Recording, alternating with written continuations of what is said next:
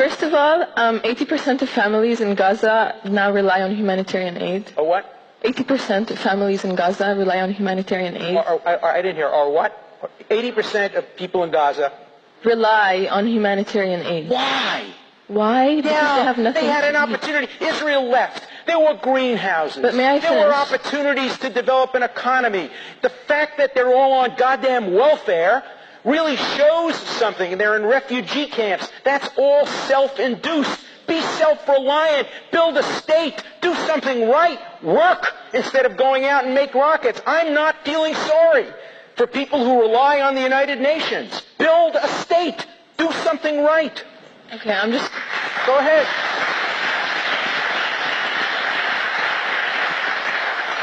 I'm going to move on to my question. Yeah. I'm going to move on to my question, if that's okay. Yeah. I'm a Palestinian citizen of Israel. My grandparents were internally displaced from Jaffa to Nazareth and from Ain Harud to Bisan, where my grandparents, his land in Ain Harud was confiscated by absentee property law, despite being present by all means. And now there's a kibbutz on his land that produces, I think, the most olives in Israel.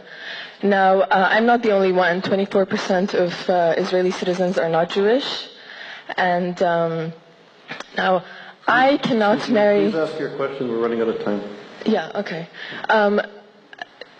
What I'm trying to say is that Israel, by definition, and is not a democratic state. You have the right of return law that says that any Jew can return to Israel. You know that but I cannot marry somebody from Ramallah without... You know that the Palestinian Authority has a right to return law? Is the Palestinian Authority a racist state? Yeah, but my land is in Jerusalem. No. We'll put that aside. The Palestinian Authority has a law of return. China has a law of return. Germany has a law of return. If there's one country in the world that is entitled to have a law of return, it is certainly the one country in the world whose citizens were murdered, 6 million of them, because no state would accept them. Palestinians are today accepted in many parts of the world. Now, the claim about property is a reasonable claim. 800,000 Jews have similar claims in Yemen, in Iraq, in Egypt. Over 1 million Sudeten Germans have claims like that. Pakistanis, Bangladeshians and Indians have claims like that. Cypriots have claims like that. But in every other situation, the refugees have moved on. There is in life a statute of limitations. We're 50 years beyond 1940. We're 60 years beyond 1948. Get over it. Move on. Build yourself a state. Don't live in the past. Don't live in refugee camps. The Jews who survived the Holocaust got over it. They don't walk around with keys to their homes in Poland and in Lithuania and in Yemen. They live in the present and in the future.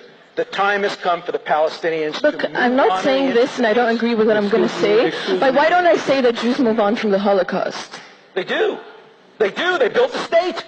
They won a woman won a Nobel Prize. Holocaust survivors. They're inventing. They're doing productive things.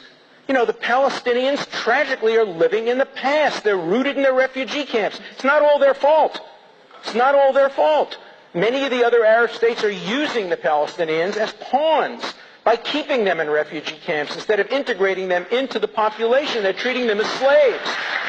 Palestinians have grievances, but the grievances are only partly against the Jewish people. And by the way, I didn't hear the Palestinian grievances between 1948 and 1967 when their land was taken away when they were occupied by the Jordanians and when their land was taken away when they were occupied by the Egyptians.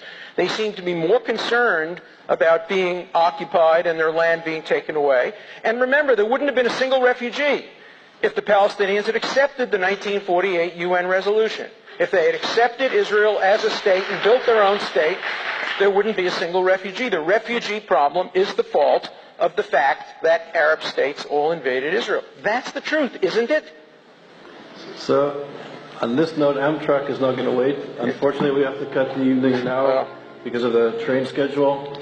First of all, thank you very much, everybody, Thank for you. coming. Thank you, Professor Griffith.